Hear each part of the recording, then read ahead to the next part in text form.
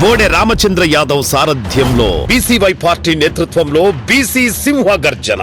BC రక్షణ చట్టం అమలు, రాజధానిలో బీసీలకు 1000 ఎకరాల భూ కేటాయింపులు, బీసీ కార్పొరేషన్లకు నిధులు, సమగ్ర కులగణనతో విద్యా, ఉద్యోగ, ఉపాధి, చట్టసభల్లో 44% రిజర్వేషన్లు ప్రధాన ఎజెండాగా ఈ నెల 22న విజయవాడ గుంటూరు హైవే నాగార్జున యూనివర్సిటీకి ఎదురుగా జరగనుంది. ఈ చారిత్రాత్మక ఘట్టంలో భాగస్వాములు కావడానికి బీసీ సోదర సోదరీమణులందరినీ సాదరంగా ఆహ్వానిస్తున్నాం. కదలిరండి, మన ఐక్యతను చాటుదాం. హైదరాబాద్ కొండాపూర్కి రాజేంద్ర నగర్కి సంబంధించి మొత్తం కూడా హైడ్రా కూల్చివేతలు అయితే కొనసాగుతోంది. మొత్తం రోడ్ అంతా కూడా బ్లాక్ చేసి ఇక్కడ ధర్నా చేస్తున్న పరిస్థితి అయితే ఇక్కడ కనబడతా ఉంది. మొత్తం కూడా ఇటుపక్క వచ్చే వాహనాలు కావచ్చు, అటుపక్క నుంచి వచ్చే వాహనాలు కావచ్చు, మొత్తం కూడా రోడ్ బ్లాక్ చేసి నిజంగా న్యాయం కావాలంటూ కూడా చెప్తా ఉన్నారు. ఒకసారి వాళ్ళతో మాట్లాడే ప్రయత్నం చేద్దాం. అసలు ఏమైంది, ఎందుకు ఇట్లా చేస్తా ఉన్నారని కూడా. అన్న చెప్పండి, ఏం జరిగింది సార్? నమస్తే సార్, నా పేరు అశోక్. గత 15 సంవత్సరాల నుంచి హైదరాబాద్లో ఉంటున్నా. ఇప్పుడు లేనిది ఇప్పుడు కొత్తగా ఈ గవర్నమెంట్ ప్రాబ్లమా, హైడ్రా ప్రాబ్లమా మాకు తెలియదు. మేము మధ్యతరగతి కుటుంబాలు, మాకు ఎటువంటి ఆస్తులు లేవు. మేము ఇక్కడ రోడ్డు మీద బతుకుతున్నాం. ఎటువంటి ఇన్ఫర్మేషన్ లేవు కూడా హుటావుడిన కొన్ని లక్షల రూపాయల నష్టం చేకూర్చారు. ఈరోజు ఒక్క ½ కిలోమీటర్ డిస్టెన్స్లో కొన్ని వందల షాపులు కొలగొట్టారు. లక్షల రూపాయల నష్టం వచ్చింది. ఇస్తుందా గవర్నమెంట్? చెప్పింది ఎవరికైనా? ఎటువంటి మేనేజ్మెంట్, ఎటువంటి బిల్డింగ్ మేనేజ్మెంట్ గారు ఇన్ఫర్మేషన్ ఇచ్చారా? ఎందుకు తెలియకుండా ఉక్కుబాధ మా మీద? ఎందుకు మా బతుకు మీద మీకు అంతా ఇది మేము బతకవద్దా? మేము చేసిన తప్పేంటి? మేము చేసిన పొరపాటు ఏంటి? ఓట్లేసి గెలిపించి నాయకం చేసుకోవడమా? ఎన్ని వేల ఓట్లు ఉన్నాయి ఇక్కడ. అదంతా మీరు ముందు చూపు ఉందా లేదా మీకు? ఎటువంటి ఉక్కుపాదం మోపారు మా మీద. ఇప్పుడు డ్యామేజ్ ఎవరు ఇస్తారో రేపు నుంచి మా బతికేంటి? ఏమైనా ఉంటే చెప్పండి. రైతులు ఆత్మహత్యలు ఉన్నా మేము కూడా సూసైడ్ చేసుకొని చేస్తున్నాం. ఇప్పుడే చెప్పిస్తా పెట్రోల్ మీ కలం కూడా. పెట్రోల్ పోసుకొని చేయడానికి రెడీ నేను. అర్థమైందా? ఏమన్నా ఇన్ఫర్మేషన్ ఇచ్చారు మాకు? ఎందుకు చేస్తున్నారు మా మీద? మాకు వల్ల మీకు వచ్చి నష్టం ఏంటి అది చెప్పండి. మాకు రావాలి. మీరు ఎవరైతే ఉన్నారో హైడ్రా ఇన్ఛార్జా, లేకపోతే గవర్నమెంటా, మున్సిపాలిటీయా, కార్పొరేషనా? షాపులు ఓపెన్ చేయడం కాదు, షాపులు ఓపెన్ చేయడానికి ఎగరేసుకుంటూ వస్తారు కాదు. ఇప్పుడంటప్పుడు రాండి, ఇళ్ళలో కూర్చొని కాదు. నాయకులకు దయచేసి అర్థం చేసుకోండి. మా సమస్యను ఒక కొలిక్కి తీసుకురండి. అర్థమైందా? ప్లీజ్. మేము ఎవరికి వ్యతిరేకం కాదు. మాకు ఎటువంటి పార్టీల అతిథి అనుకూలం బంధాలు లేవు.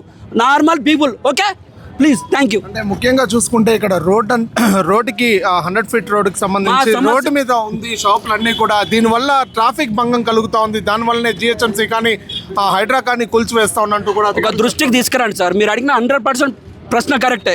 ఎటువంటి ట్రాఫిక్ ఇబ్బంది కలగదు. అదే ట్రాఫిక్లో నేను కూడా చాలా ఇబ్బంది ఎదుర్కొన్నా. ఎవరిని అనలేని పరిస్థితి. దానికి నియమ నిబంధనలు పెట్టండి, ఓ పద్ధతి తీసుకురండి.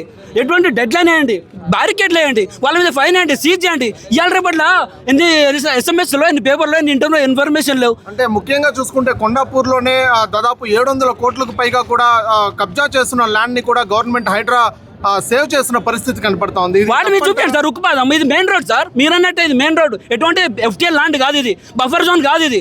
కమర్షియల్ 100 ఫీట్ సెంట్రల్ గవర్నమెంట్ పైన హైటెన్షన్ రోడ్ లైన్ ఉంది. దీనికి ఇటుపక్కల సెంట్రల్ గవర్నమెంట్ రైట్స్ ఉన్నాయి. స్టేట్ గవర్నమెంట్గా మీరు దాన్ని మెయింటైన్ చేస్తున్నారు. ఓకే, అట్సప్. కానీ దానికి ఒక పద్ధతి ప్రకారం 100 ఫీట్ వేస్తారా?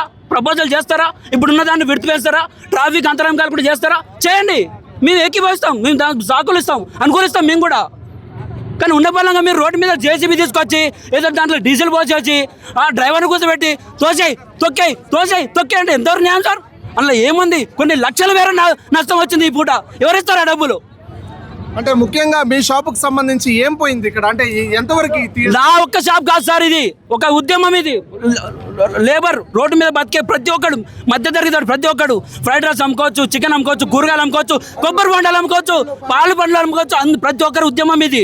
వాళ్ళకి ఎటువంటి ఏదైనా న్యాయం చేయండి. మీరు ఉన్న పరంగా మీరు తీసేవాలంటే పద్ధతి కాదు. రోడ్డు వెడల్పు చేయడానికి మేము సహకరిస్తాము. 100% దానికి కోఆపరేషన్ చేస్తాం. ఎప్పుడు వెడల్పు చేస్తారో అప్పుడు చేయండి. ఒక 2 నెలల ముందా, 3 నెలల ముందా, 1 వీక్ ముందా? మీరు అన్నారు కదా ట్రాఫిక్ అంతరాయం, యాక్సెప్ట్. అందులో నేను కూడా భాగస్వామ్యమే. ఓకే. అంటే ముఖ్యంగా మీ షాప్ తీసేస్తారా లేదంటే నోటీస్ ఇచ్చారా? నాకు ఎటువంటి నోటీస్ ఇవ్వలేదు. తీసేశారు. మొత్తం ఫ్రిడ్జ్లు ఖరాబు, లోపల కూల్ డ్రింక్స్ ఖరాబు, సిగరెట్లు ఖరాబు. లక్షల నష్టం సార్, లక్షల్లో, వందల్లో కాదు, ₹1,00,000 నష్టం దాదాపు. అక్కడి నుంచి ఇక్కడి వరకు 1 కిలోమీటర్ డిస్టెన్స్లో కొన్ని వందల లక్షల నష్టం సార్. ఈరోజు ఏ గవర్నమెంట్ కుంభకోణం చేస్తే వస్తుంది ఈ డబ్బులు? మీకు అలవాటు కుంభకోణం చేసేయడానికి. మద్దతు తరగతికి కాదు కదా, కష్టపడితేనే వచ్చేది మాకు రూపాయి. ఇలాంటిది మీరు ఒక్కసారి హుటాహుటిన ఒక బూటలో పొద్దున 3 గంటలు లేచి అన్నం తిని పడుకున్న లేదా వచ్చేసిన. అప్పటి నుంచి ఇప్పటి వరకు 3 గంటలు ఎండలోనే బటాయించిన. మా సమస్య మీరు తీర్చాలని కోరుకుంటున్నాం. రైట్ చూస్తున్నాం కదా ఇక్కడ మొత్తం కూడా పబ్లిక్ గుమ్ముకూడున్నారు, మొత్తం కూడా ట్రాఫిక్ జామ్ అయిన పరిస్థితి, మొత్తం కొండాపూర్కి సంబంధించి మొత్తం స్కూల్ వ్యాన్లు మొత్తం లారీలతో సహా మొత్తం నిలిచిపోయిన పరిస్థితి. చాలామంది కూడా ఇక్కడ ట్రాఫిక్ జామ్ చేస్తున్నారు. ఇక్కడ మొత్తం కూడా చాలామంది వీళ్ళైతే బాధితులైతే రావడం జరిగింది. మొత్తం షాపులు మొత్తం కూడా ధ్వంసం చేసేశారు మొత్తం హైదరాబాద్లో. ఇప్పుడు మేము ఎక్కడికి వెళ్ళాలంటూ కూడా గట్టిగా నోరు గలం విప్పి ప్రశ్నిస్తున్న పరిస్థితి. అధికారులకు అడుగుతా ఉన్నారు, అసలు మేము ఎక్కడికి వెళ్ళాలి, మా జీవనాధారం ఏది, అసలు ముందు నోటీస్ ఎక్కడ, నోటీస్ లేకుండా ఎలా తీయేస్తారు, అసలు వితౌట్ ఇన్ఫర్మేషన్ ఎలా తీస్తారంటూ కూడా గట్టిగా గలం విప్పుతున్న పరిస్థితి అయితే ఇక్కడ కనబడతా ఉంది.